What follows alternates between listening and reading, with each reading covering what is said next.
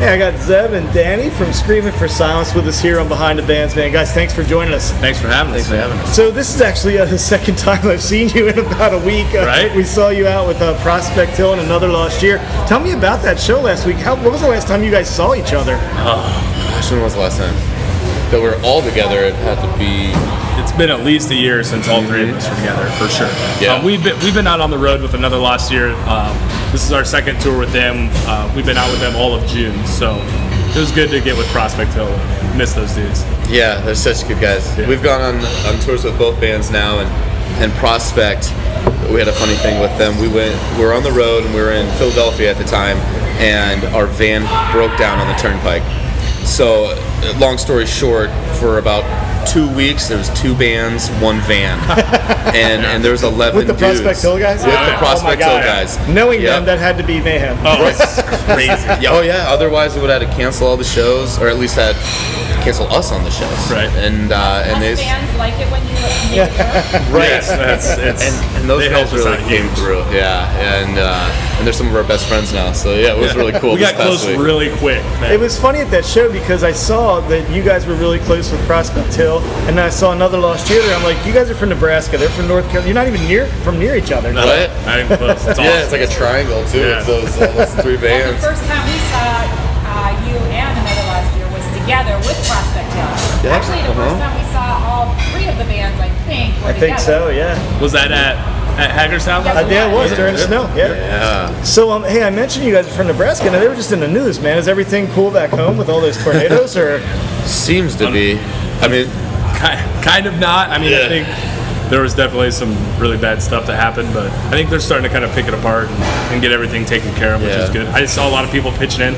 Brett Michaels actually canceled his show and just went out to out by Norfolk, Nebraska, and he went out there and helped clean stuff up and was hanging out, and so it was pretty cool. I know a lot of people have been out there helping pitch in and stuff. it was right there close to Omaha. I mean, that's what, 45 minutes to an hour just from about. Omaha? I thought it was in the neighborhood. I mean, it wasn't like I Yeah. thought everybody in Nebraska knew each other, but I mean, it's a big Right. state, but still, you know. But it was right there. Yeah. So when I was watching you guys last week, and I like kind of read back your bio, and I read about quote the debut EP. I was like, debut? Wait a minute, these guys seem like they've been around a lot longer than that.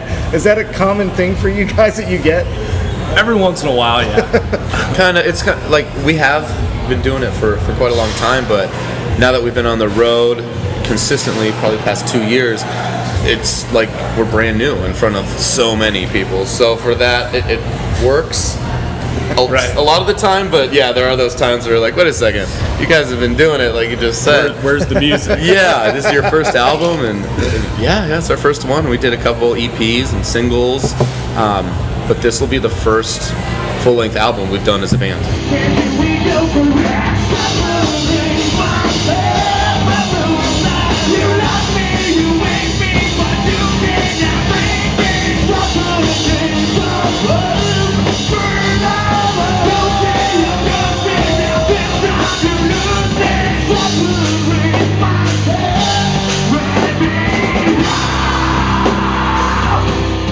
You guys have your A game together as a live band, man. I can tell you that. Thank you.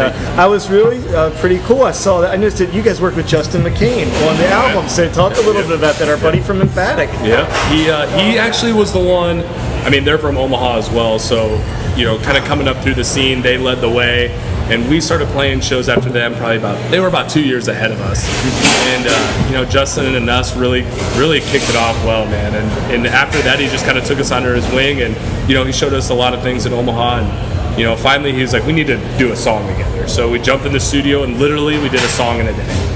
It was like so that. quick. And The it was chemistry, the process was just boom, boom, firing through the song, and it did not take long at all. Now, is that a song you're playing live now? Have we heard that song yet? Yep. Which one is it? That was the single Separate.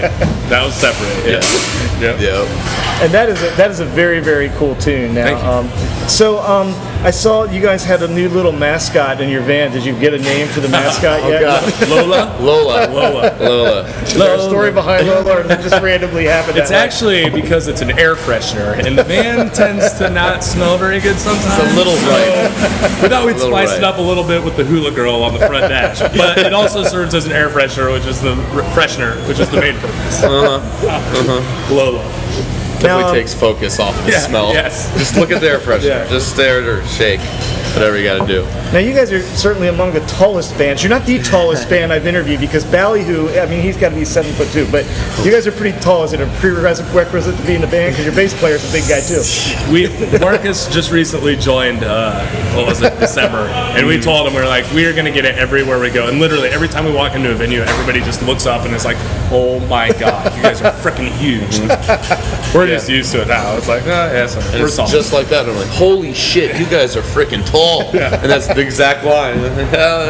Especially with these guys walking in, Marcus and Zeb. So I Both want 6'4", to 6'5". schedule a wrestling match with you and with Josh, who's doing from Lansdowne, who's doing the managing now for. Yeah. But hey, I will say this: that we're playing with Emphatic in July, and we're actually playing some MMA. Awesome. It's an MMA fight, and we're playing supposedly the corners. It's called the Rock and Rumble. But I already told Justin afterwards, as soon as all the real fights are done, I'm getting in the ring with him. And we're gonna square Red up. corner, blue corner, I Emphatic told him that. screaming for silence. I told him that, and he goes, "No, I gotta be on your team, right? Like I'm on your team." I go, no.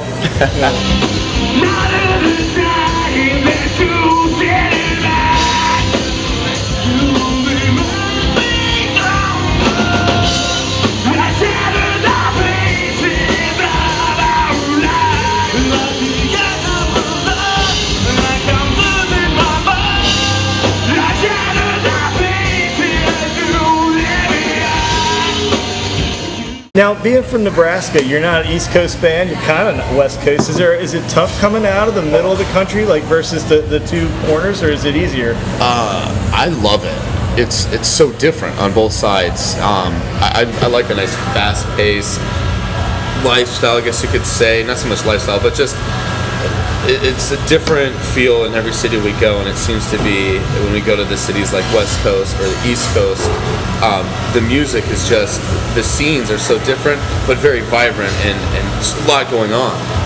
In our region, in Omaha, in the Midwest there, we have a very nice scene as well, but I feel like, I guess, it's building, and there's a lot of growth going on all around that we found. The best part about being from the Midwest is not only the scene really is good there. A lot of people really look over some of the Midwest that's going on there, and there's a lot of awesome bands coming out of the Midwest. But we have the advantage of being semi-close to both sides. So like we can do a West Coast tour run and go hit some dates over there, but for somebody like Another Last Year from Charlotte, North Carolina, that might be like a once in a 2-year thing. But when we go home, we can go either way, kind of, you know. So I feel like we can spread out a lot more because It makes it a little bit easier. You can go on a nice run, do the West Coast, come back home for a little bit, and then go to the East Coast and do that. But like Zeb said, being in the middle, it makes it a little bit easier to do that. Yeah. When was the last time you guys were home? Because you guys tour a lot. I mean, I see you out there, man. Yeah, gosh, the last time we were back, I guess we were back about a month ago for a few days. Yeah. How many shows this year? Do you ever keep track? Do you know how many shows you've done last year? we hit what 250 last year, I think is what we were at. So you crested that 200, like we're road dogs, man. Yeah, no doubt about it. So, hey, so what do you guys got going on the rest of the summer and into autumn? We go back out to California in July. Go to Los Angeles and finish the album finally. We have 6 songs finished right now, 4 left. As of right now, 4 left. But yeah, July we'll have it finished, and hopefully we'll have that debut album. Right, that full length in the fall. Yeah. But that's the main focus, is get back out to California and finish the album, and then tour right out of there again, and continue what we've been doing the past 2 years.